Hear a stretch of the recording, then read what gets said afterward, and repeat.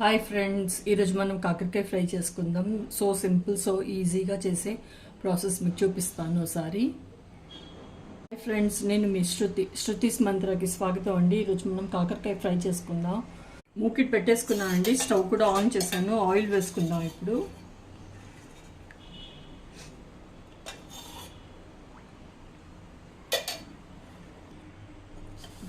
ఆవాలు వేసుకుంటున్నాను, అలాగే జీలకర్ర వేస్తాను. ఒకే ఒక ఆనియన్ అండి, కట్ చేసి పెట్టేసుకున్నాను.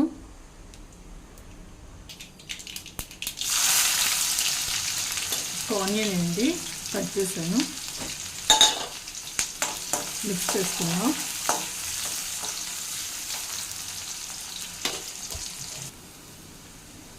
ఇప్పుడు కొద్దిగా కలర్ మారింది కదండి. ఈ స్టేజ్లో నేను ఏం చేస్తానంటే కాకరకాయ అండి, ఇది 250 గ్రామ్స్ అండి. ముక్కలు మన ఇష్టం, మనం ఎలాగైనా కట్ చేసుకోవచ్చు. నేను గింజలు నాకు ఇష్టం, సో నేను అవి వేసే కట్ చేశాను. లేదు అంటే తీసేయచ్చు. ఇది మిక్స్ చేద్దాం ఇప్పుడు.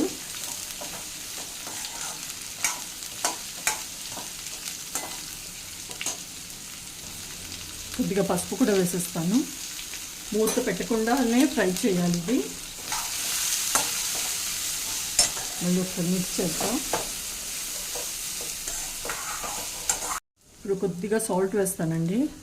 సాల్ట్ వేసేసి కలుపుకుందాం.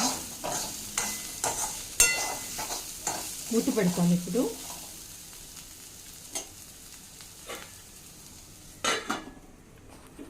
ఒకసారి మూత తీసి కలుపుదామండి.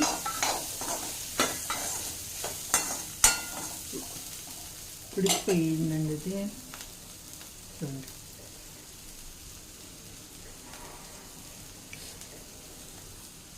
ఈ కారం అండి, అన్ని దినుసులు వేసి పట్టించిన కారం. ఒక స్పూన్ వేస్తున్నాను.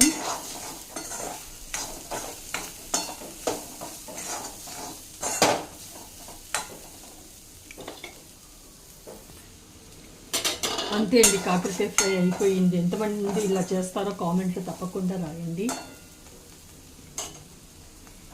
అంతే అండి, కాకరకాయ ఫ్రై అయిపోయింది. అందరూ తప్పకుండా ట్రై చేయండి. ఎలా కుదిరిందో చెప్పండి. Thank you.